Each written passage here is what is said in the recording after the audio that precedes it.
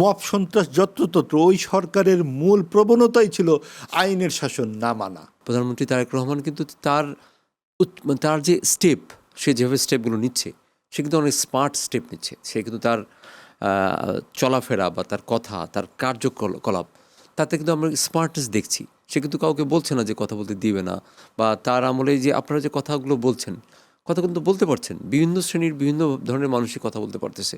সে ধরেন আপনাকে কথা বলতে দিচ্ছে, সে জামাতের একজন লক্ষ্য দিচ্ছে, আবার এনসিপির লক্ষ্য দিচ্ছে। কিন্তু কথা বলতে বলতে গিয়ে কখনো কখনো আবার যেটা হয়, ধরেন নাসিরুদ্দিন পাটোয়ারি যে ভাষায় ওনাকে অ্যাটাক করছে, সেটাকে আবার সমর্থনযোগ্য বলা যেতে পারে না।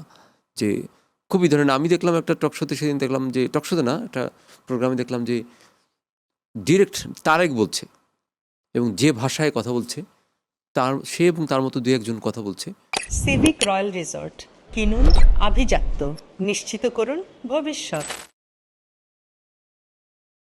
তো এটা আমার মনে হয় না যে গণতন্ত্র কি আসলে এটা গণতন্ত্র দেখুন, আমি সবসময় যেটা মনে করি কি, গণতন্ত্র আসলে কোনো মাপা মাপের দড়ি না। আপনি যারা এইভাবে কথা বলছে তাদেরকে কথা বলতে দিন না। আপনি এত তাকে অ্যাড্রেস করবার দরকার কি, এত গুরুত্ব দেবার দরকার কি? যেই অশালীন শব্দগুলো এখানে উচ্চারিত হয়েছে মঞ্চে, আপনি তো তাদের কাউকে কাউকে জাতীয় কবির কবরস্থানে শায়িত করেছেন। মানে হাদির কথা বলছেন আপনি? অবশ্যই। তার কি গুরুত্ব, তাকে কোন জায়গায় স্থাপন করা হয়েছিল, সেটাও তো রাষ্ট্রীয়ভাবে করা হয়েছিল অন্তর্বর্তীকালীন সরকারের সময়। যখন এত অশালীন শব্দ রাজনীতিতে আপনি রাষ্ট্রীয়ভাবে স্বীকৃতি দেবেন, সেটার কিছু অভিঘাত আসবে না সমাজে? সেটাই এসেছে। এবং সেটা যখন আমরা ধীরে ধীরে উপেক্ষা করব, ধীরে ধীরে আমরা সুযুক্তি কুযুক্তিকে পরাজিত করতে পারবে, তখনই সমাজে এক ধরনের স্থিরতা চলে আসবে। মুখ চেপে ধরা কোনো চিকিৎসা হতে পারে না। আপনি পাটোয়ারি সাহেব কথা বলছেন, তাকে কথা বলতে দিন। এবং তার কথাতে সারগর্ভ নেই, তার কথা যে যুক্তিহীন, সেটা তো তিনি নিজেই বুঝতে পারবেন। আর কাউকে নাম ধরে ডাকা, এটা তার পারিবারিক শিক্ষার অভাব। এটাও আটকে দেবার আমি কোনো দেখি না। মানে এটা একটা প্রভাব, আমি এটা একটা দেখি না। প্রভাব আছে কি আমাদের সমাজে দেখতে পাচ্ছি এখন আমরা চারিদিকে, যেহেতু আমরা মানে সমাজ নিয়েই তো চলি আমরা। নিশ্চয়ই। আমরা দেখি যে, যেটা আমার ছোটবেলায় আমি দেখি নাই, যে একটা সিনিয়র কাউকে আমরা যখন দেখা হতো, ধরেন আমরা একটা সালামি দিতাম, বা আমি চিনি না তাকে, কিন্তু আমি শিক্ষকের সাথে যে আমার যে ব্যাপারটা ছিল, একটা শিক্ষকের সাথে আমার 20 বছর পরে দেখা হলো, তার পায়ে হাত দিয়ে সালাম করার যে রীতিটা, এই রীতির থেকে আমরা মনে হয় বেরিয়ে যাচ্ছি।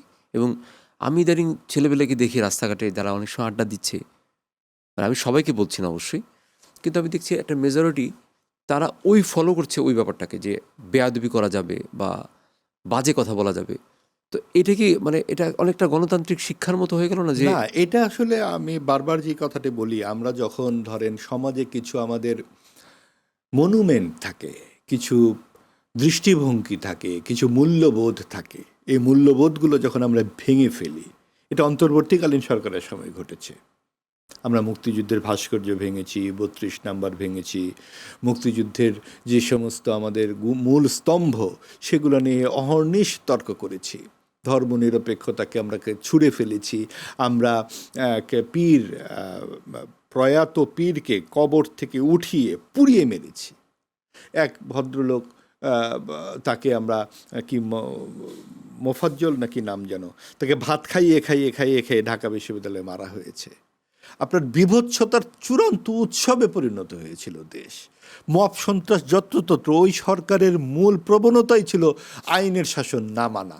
আপনার কথায় কথায় যমুনা ঘেরাও করা, সচিবালয়ে চলে যাওয়া, এটা মানি না ওটা মানি না, মুক্তিযোদ্ধাদের গলায় জুতার মালা দেওয়া, আপনার বিচারকদের আপনার ইয়েতে গালে জুতা মারা, এইগুলো তো ঘটেছে আমাদের চোখের সামনে। এগুলো কি আগে কখনো দেখেছেন? এই মব কালচার নিয়ে একটা কথা বলতে চাই, যে মব কালচার কি আমাদের দেশে আগে ছিল নাকি এটা প্রশ্নই ওঠে না। কোথায় দেখেছেন আপনি? কখন কখন দেখেছেন আপনি জুতার মালা এইভাবে সিনিয়রদেরকে, আপনার শিক্ষকদেরকে কিভাবে কি করা হয়েছে? এখনও কিন্তু শিক্ষকদের আওয়ামী দোসর বলে ঢাকা বিশ্ববিদ্যালয়ের সাদেকা হালিম সহ কয়েকজনকে আপনার নিষেধাজ্ঞা আরোপ করা হচ্ছে। এটা কোনো কথা? এটা কি কন্টিনিউটি হয়ে যাবে না? দেখা যাবে যে এখন যদি এটা হয়, তারপরে আবার আবার আরেক দল এসে তাই করবে। এটা কি 24-এর গণ অভ্যুত্থানের আকাঙ্ক্ষা হলো? আপনি 24-এর বিরুদ্ধে যারা অবস্থান করেছিল তাদেরকেও যখন আপনি সমাজে অন্তর্ভুক্ত করতে পারবেন, সেটাই হবে 24-এর গণ অভ্যুত্থানের সবচেয়ে বড় শিক্ষা। আপনাকে কোথাও না কোথাও তো থামতে হবে, কোথাও না কোথাও তো আপনি কারো চোখের দিকে তাকিয়ে কথা মানে বলতে এই যে হবে। কয়েকদিন আগে মোস্তফা সরোয়ার ফারুকী একটা কথা বললো যে আসলে মব বলে কোনো কিছুই হয়নি। হয়েছে সব ৭২ থেকে ৭৫ মব না, হয়েছে, উনি এই যেটা- কথা বলেছে সে। সিভিক রয়্যাল রিসর্ট, সবুজে ঘেরা আভিজাত্য।